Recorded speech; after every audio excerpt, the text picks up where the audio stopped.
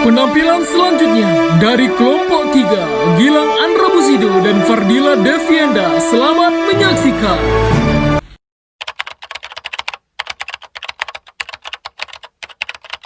Sejarah perencanaan pendidikan. Yang pertama, sebelum Perang Dunia Kedua, perencanaan pendidikan Islam tertua dikenal pada abad ke-19 yang dilakukan oleh Uni Soviet pada tahun 1923 yang tertuang dalam rencana pembangunan 5 tahunnya yang dikenal dengan menciptakan masyarakat baru dalam bentuk perencanaan pembangunan 5 tahun pertama pemuda Soviet. Perencanaan pendidikan berikutnya muncul di negara Prancis pada tahun 1929, disusul dengan negara Amerika Serikat pada tahun 1933 dan diikuti oleh negara Swiss pada tahun 1941.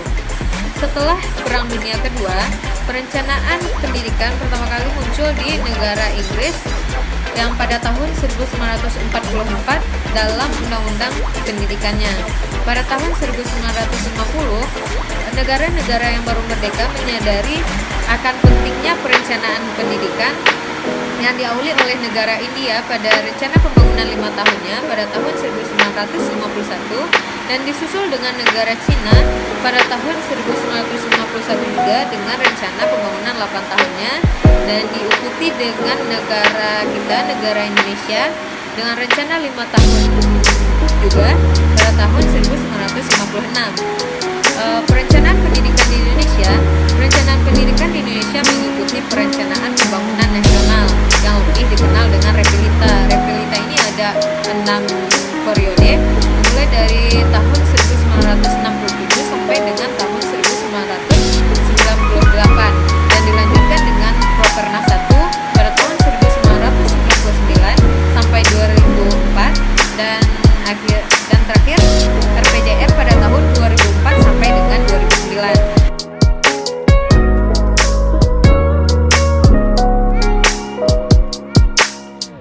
Oke, baiklah ya. Sekarang kita akan masuk ke materi selanjutnya. Yang kedua tentang jenis dan jenjang perencanaan pendidikan. Yang pertama itu berdasarkan jangka waktu. Nah, berdasarkan jangka waktu ini dia terbagi atas 3 kawan-kawan. Yang pertama jangka panjang, yang kedua jangka menengah, yang ketiga jangka pendek. Nah, nanti ada penjabarannya di belakang nih. Nah, yang kedua kita masuk berdasarkan luas jangkauan atau menurut besarannya. Yang pertama itu adalah perencanaan makro, perencanaan meso, dan juga perencanaan mikro. Nah, yang ketiga tentang perencanaan dilihat dari telaahnya. Apa pula tuh kawan-kawan? Nah, yang pertama tentang perencanaan strategis, perencanaan manajerial, dan perencanaan operasional. Yang keempat, perencanaan dilihat dari rancangan sistemnya. Yang pertama itu perencanaan perbaikan. Yang kedua, perencanaan pengembangan. Yang kelima, perencanaan dilihat dari peranan pemerintah. Yang pertama itu perencanaan wajib, yang kedua adalah perencanaan arahan. Nah, nanti akan saya jelaskan di slide berikutnya, oke? Nah, ini dia. Apa aja sih jenis dan jenjang perencanaan pendidikan Islam itu? Pada penasaran kan? Yuk kita lihat slide selanjutnya. Nah, yang pertama berdasarkan jangka waktu dibagi 3 ya, jangka panjang, jangka menengah, dan jangka pendek. Pada jangka panjang ini kurun waktunya 10, 20 sampai 25 tahun. Nah, dalam jangka pendek perencanaan yang dilaksanakan dalam kurun waktu secara 4 sampai 7 tahun atau 5 sampai 10 tahun ya kawan-kawan ya. Selanjutnya dalam jangka pendek. Nah, ini merupakan kurun waktu 1 sampai 3 tahun dan bersifat rutin dan siklus yang dikerjakan berulang-ulang kali. Oke. Nah, perencanaan jangka pendek ini dibedakan menjadi 3 macam juga. Yang pertama, perencanaan tahunan.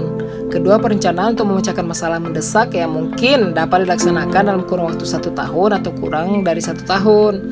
Nah, yang C yaitu perencanaan kerja dalam pelaksanaan tugas rutin yang dapat berupa perencanaan triwulan, bulan, mingguan, dan harian termasuk prosedur kerja dan cara kerjanya. Dan yang kedua berdasarkan luas jangkauan atau menurut besarannya. Oke, yang pertama perencanaan makro, yang kedua perencanaan meso ya. Perencanaan makro ini adalah perencanaan yang bersifat menyeluruh dan bersifat nasional. Perencanaan pendidikan dan nasional berusaha menjawab pertanyaan sebagai berikut. Oke, kawan-kawan bisa nanti membacanya. Oke.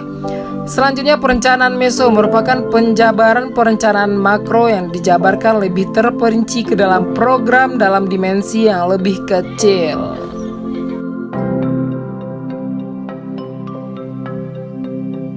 Nah, yang selanjutnya adalah perencanaan mikro. Merupakan perencanaan yang memiliki ruangan terbatas hanya untuk satu institusi. Perencanaan ini lebih rinci, konkret, dan operasional dengan memerhatikan karakteristik lembaga, namun tidak boleh bertentangan dengan perencanaan meso atau makro, ya teman-teman ya.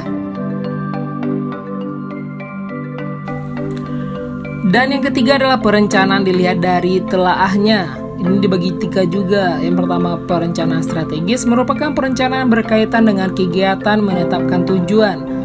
B adalah perencanaan manajerial, merupakan perencanaan yang ditunjukkan untuk menggerakkan dan mengarahkan proses pelaksanaan. Selanjutnya, perencanaan operasional merupakan rencana apa yang akan dikerjakan dalam tingkat pelaksanaan di lapangan. Perencanaan ini bersifat konkret dan spesifik serta berfungsi memberikan pertunjukan teknis mengenai aturannya. Yang keempat adalah perencanaan dilihat dari rancangan sistem.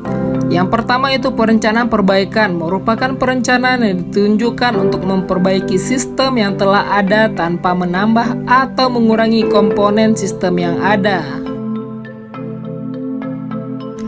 Nah, selanjutnya adalah perencanaan pengembangan, merupakan perencanaan yang ditunjukkan untuk menambah dan meningkatkan output atau keluaran sistem, atau menambah jenis keluaran baru dengan cara menambah atau mengurangi komponen sistem yang ada, atau membuat sistem baru. Oke? Terima kasih kawan-kawan. Nah, itulah penjabaran dari kami. Jika ada salah kata, kami mohon maaf. Manusia bersifat khilaf dan juga salah. Mohon kritik dan sarannya. Terima kasih. Sampai jumpa lagi.